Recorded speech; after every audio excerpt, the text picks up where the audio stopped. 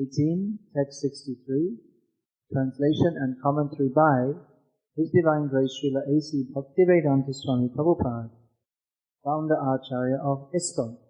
Te jnanam arkyatam guhyataram maya vimrishyaitad asheshena yatechasi patakuru. Translation. Om jnana timidandhasya jnanam jana shalakaya chakshuram militam yena tasmai shridharave namaha comes at the end of Bhagavad Gita. Krishna has been explaining transcendental knowledge to Arjuna. At the end, he offers Arjuna the choice. Do what you want to do. Having heard everything, you should decide what to do. So this is our position also. We're supposed to hear spiritual knowledge. Any human being is supposed to hear spiritual knowledge. Human being doesn't mean just 2 legs, 2 arms, and a mouth in which you put some food and cigarettes, and he's not a human being. Human being means Atato Brahma Jignasa. Now we have reached the human form of life, we should inquire into the spiritual reality. Otherwise, human beings, they have the same animal functions as Ahara Nidra Bhayamaitanam Cha Samananetat Pashubhyanaranam. Humans and animals eat, sleep, mate and defend. So human being means one who makes inquiry into the absolute truth. Now having heard this subject matter, we should decide how to act. Arjuna was being put on the spot. He had refused to fight. I won't fight. Nayotse iti govindam. I will not fight. He declared point blank, I'm not going to fight. But then he thought, wait a minute, should I fight or shouldn't I fight? He didn't know what to do. So he asked Krishna to advise him. Krishna is his spiritual master. So Krishna, we hear this term spiritual master, we hear that you should do as your spiritual master tells you. But we see that Krishna is instructing Arjuna. He's giving him knowledge to bring him to a higher platform of consciousness. Arjuna was in mundane consciousness, thinking, I am this body. I don't want to fight. I don't want this. I want to do that. He was in mundane consciousness on the platform of false ego. This Krishna addresses that if out of false ego you don't want to fight, just before he's saying this, that Yadahankara mashucha nayotsi iti manyase. Before he said, I won't fight. Now Krishna explained why you don't want to fight, because you're simply on this false ego, ahankar platform of being a morally good person. I don't want to fight. So, are you still on that platform? So Krishna wants to bring Arjuna to a higher platform.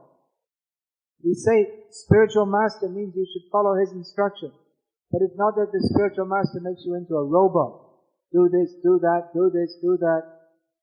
You should follow the order of the spiritual master, but the spiritual master means guru, means he gives knowledge by which you come to a higher platform. It's not that the spiritual master just makes you into like a child. A child may be told by the mother, do this, don't do that. But as he grows up, he's given knowledge. A child has to be educated so that he can come to a higher platform. It's not that when he's 25 years old, the mother still has to take the spoon and put the food in the mouth. Or not that the mother has to, at that stage, should not have to say, don't tell lies, behave nicely. That training should be there in childhood. Then why he should behave nicely, all that training should be there. So that the child is no longer a child. What is the difference between a child and an adult? It's not simply that the body develops, but the mind should develop also. It means the consciousness should develop. That an adult has an adult intelligence, sense of discrimination. A child, like an animal, doesn't discriminate. If a child sees some food, I like that, he immediately puts his hand to take it. It may not even be food, it may be some poison in a bottle, but it looks nice, some white liquid, it looks like milk, it may be some poisonous substance.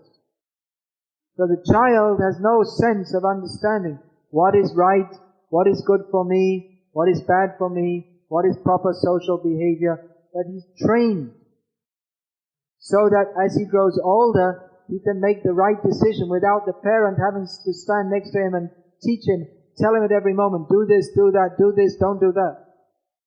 So in the same way, spiritual training means to bring us to a higher platform of knowledge, so that even if you're not with this spiritual master at every moment, which is not possible for everybody anyway, but you take the training so that we can discriminate on the spiritual platform.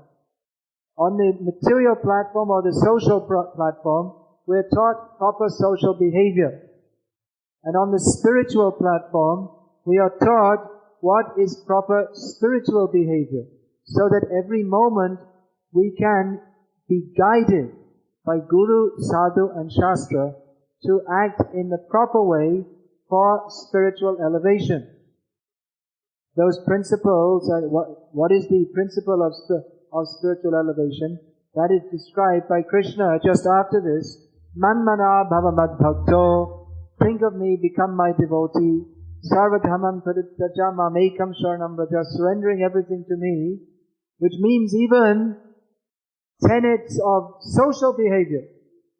Sometimes in Krishna bhakti, generally not, but sometimes even tenets of ordinary social behavior may be discarded or overturned. Especially in the higher stages of bhakti, you see just like the gopis. They are famous as the topmost devotees because they broke all the Vedic injunctions. Most important Vedic injunction for a woman is she should be faithful to her husband. The gopis broke that, but they're famous as the topmost devotees. Now that doesn't mean that every woman should think, oh, I'll be a gopi and I'll be unfaithful to my husband. Or every man should think, I'll kick out my wife and this way I'll become the topmost devotee. No. That's why we have to study very carefully. What is the message of Shastra? What is appropriate for one person may not be appropriate for another person. That also requires some intelligence to know how to act in every situation so that Krishna will be satisfied. What one person may do and what another person may do, it may not be the same for every person. That we see Chaitanya Mahaprabhu, his very dear devotee, Shivananda Sen, came to visit Chaitanya Mahaprabhu in Puri. So Shivananda Sen was Grihastha. So he introduced that now my wife is expecting. Actually we don't, in strict Vedic culture, you don't say these things to a sannyasi. But there is a relationship of love. Because Shivananda Sen and Chaitanya Mahaprabhu, a very close relationship of love and affection. So he said like this. So Chaitanya Mahaprabhu said, very good, when he's born, this child you give the name Puridas. Chaitanya Mahaprabhu knows a boy is going to be born. So he said, give the name Puridas. Very nice. Later that Puridas became known as Kavi Karnapur.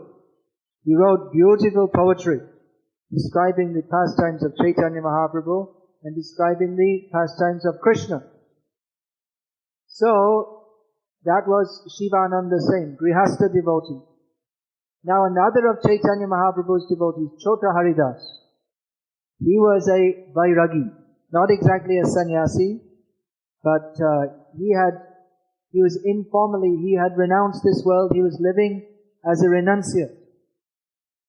So, this Chota Haridas, once, he had some lusty feeling in his mind.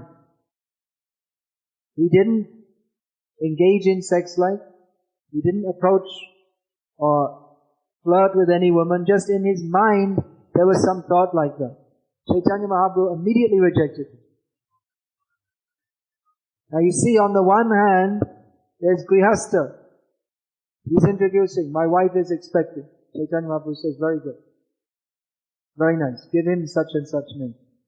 On the other hand, Vairagi, sannyasi. Even the thought, Chaitanya Mahaprabhu rejected. So what is appropriate for one person may not be appropriate for someone else. So it requires some intelligence to understand how to act at every moment in Krishna consciousness. Some guidelines are given. Just like this, Sarvadhaman Parittaja, Mamekam Sharanam Raja. Krishna says, take shelter of me. How to take shelter of Krishna? There are 6 principles. Anukalyasya Sankalpa, the decision, the firm resolve to perform activities which are favorable for advancement in Krishna consciousness. And Pratikulyasya Bharjanam, to give up any activity which is detrimental for our progress in Krishna consciousness.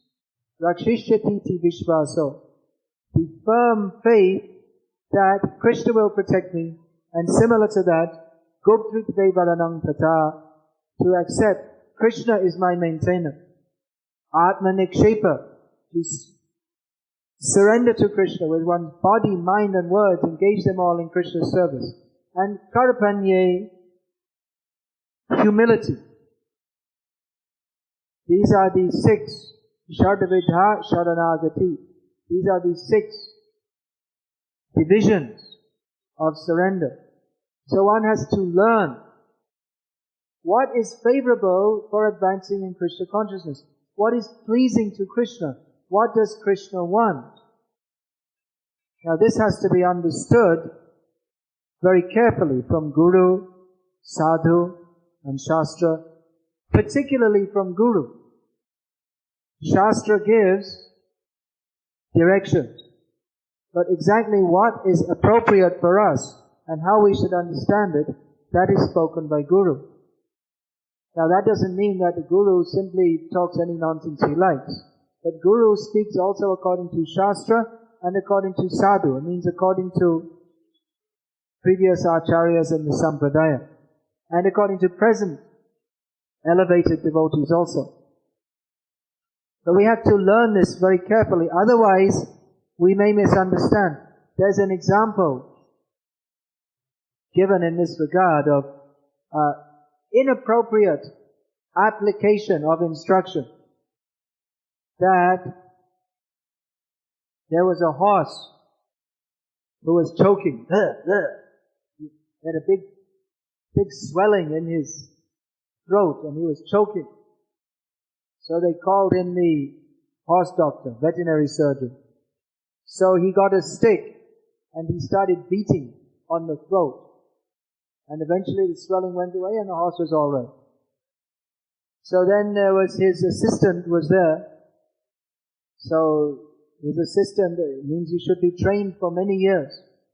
But he thought, I don't want to study anymore. I learned so many things from my guru, horse doctor guru. So I'll go off and be a doctor myself. So without taking any permission, he went off and different villages advertised. I'm a veterinary surgeon. So they brought one horse with a swelling. He said, I know what to do. So he started beating in the throat with a stick and the horse died. And all the people chased him out of the village.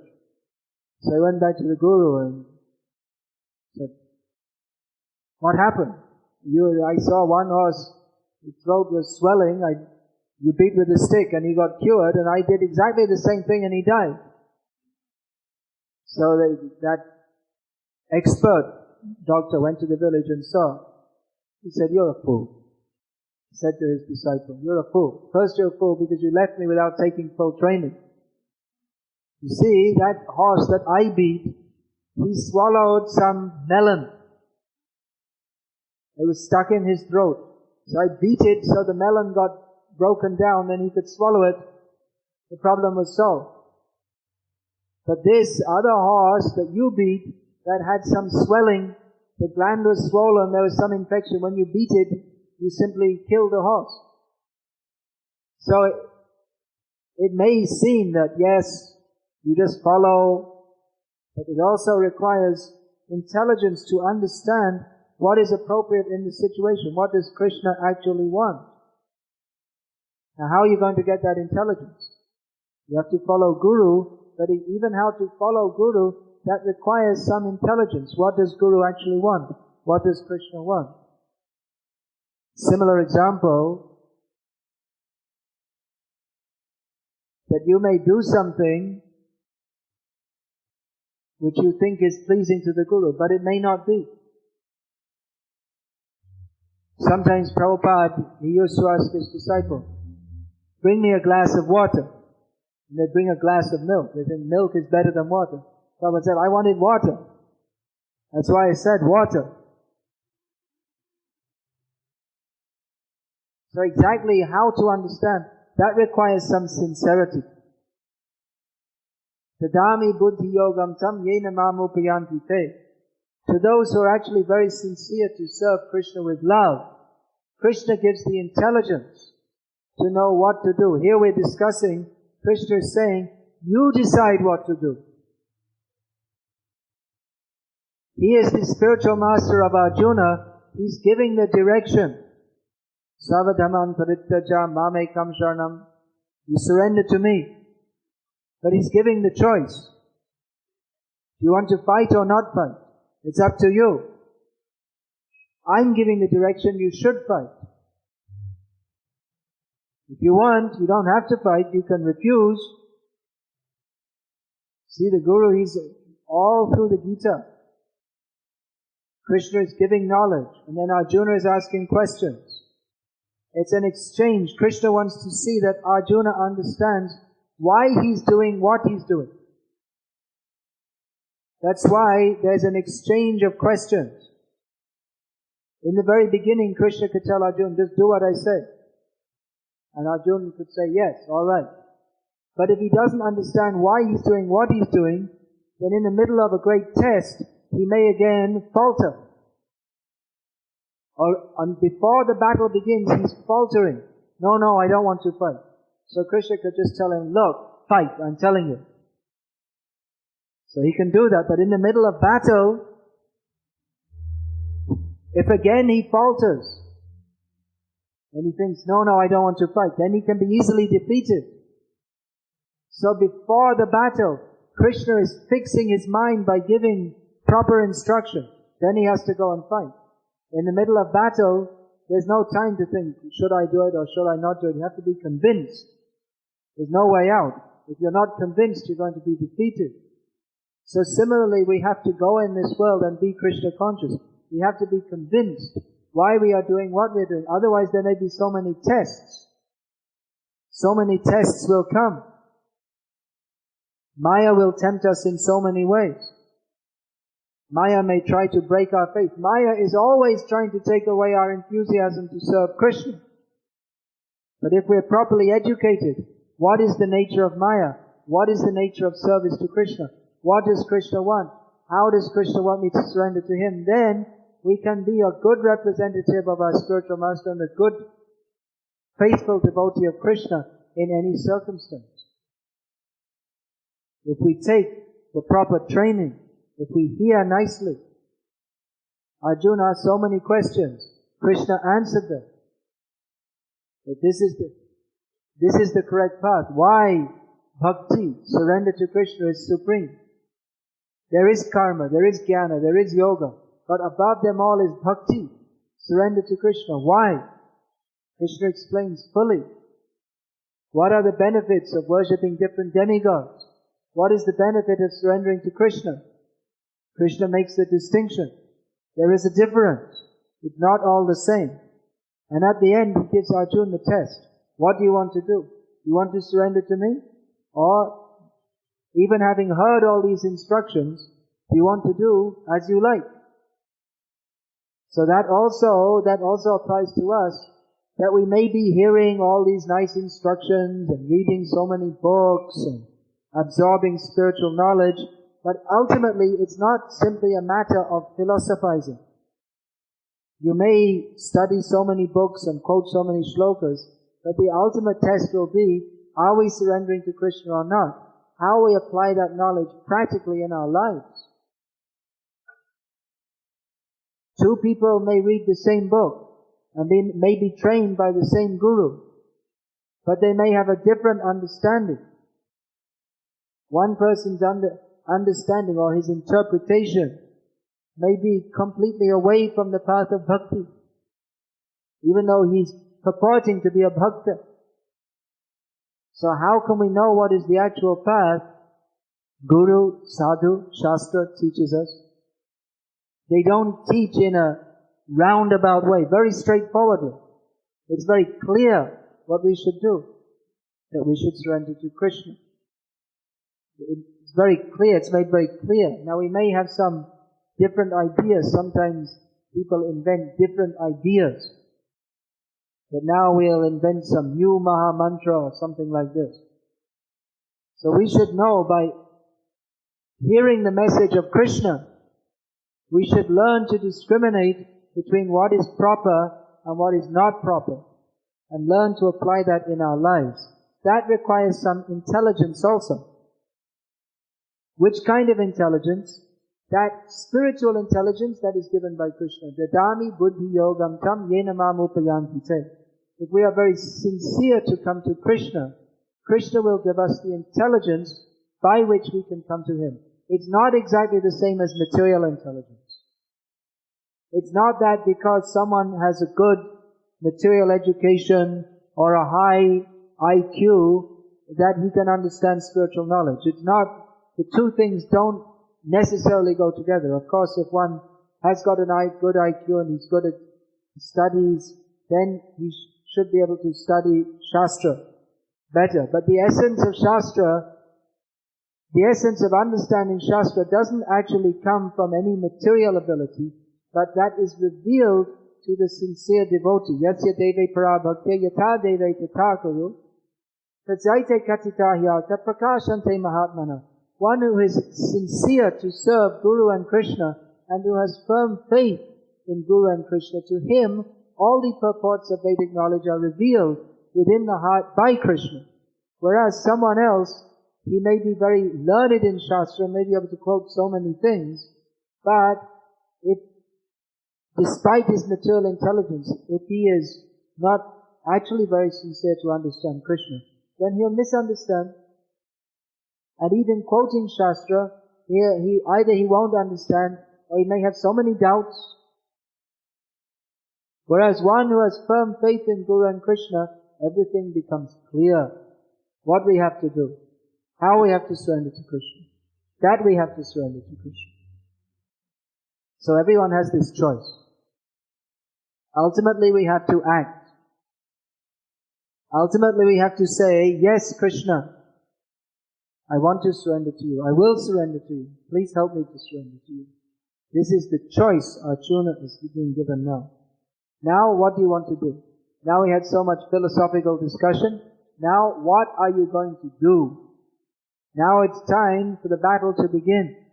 Now we had so much talk. Now the talk is over. What are you going to do? Are you going to surrender or not? And of course Arjuna accepted. He surrendered, and he became a glorious example of pure devotion to Krishna by following Krishna's instruction. So this is the example for all of us to take. To follow Krishna's instruction,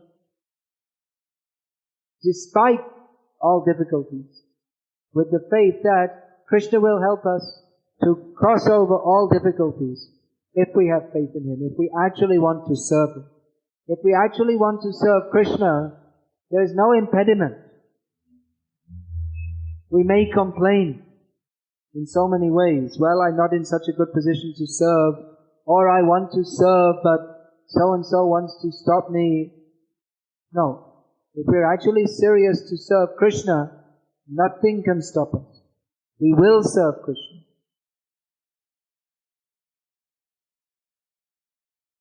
Hare Krishna. Is there any question, please?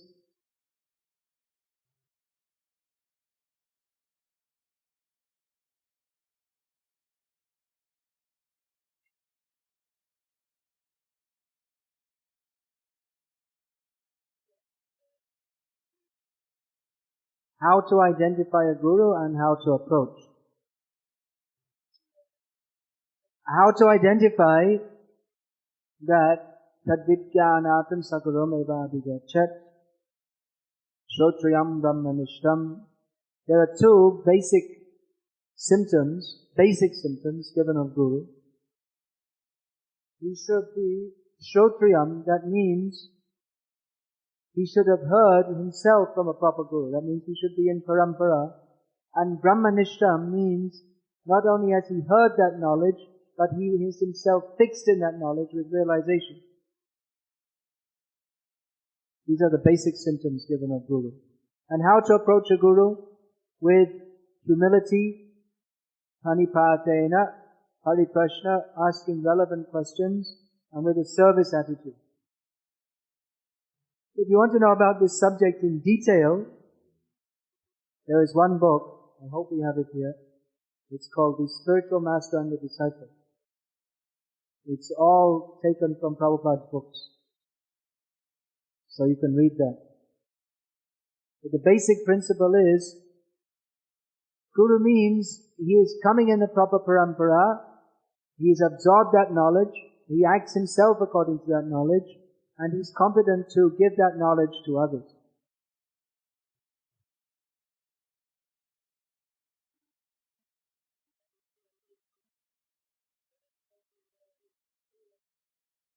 Can you have more than one guru? You can have one Diksha Guru and many Shiksha Gurus.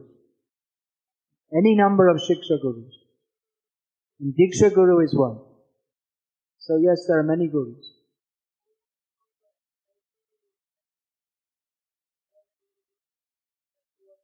Is it for the disciple to decide? Not exactly decide, is that I have decided you will be my guru. You must be my guru. He has to humbly approach. And if he's so fortunate, then guru may accept it. Not that he's decided. Now, come here, you have to be my guru. Not like that. You have to approach humbly. Depend upon Guru, depend upon Krishna. Glorifying Guru and glorifying Krishna. What is the difference? Guru is the representative of Krishna. So, our dependence upon Krishna will be demonstrated by depending upon Guru. What does it mean, depend? It is not the same thing that, yes, I will lie down here and Guru will solve all my problems. I'm depending. But depending means to take the instruction and apply it in our lives with the faith that this instruction will benefit me. Glorifying Guru and glorifying Krishna, both should go on. It's not that we only glorify Guru and forget Krishna, because Guru is telling us to glorify Krishna.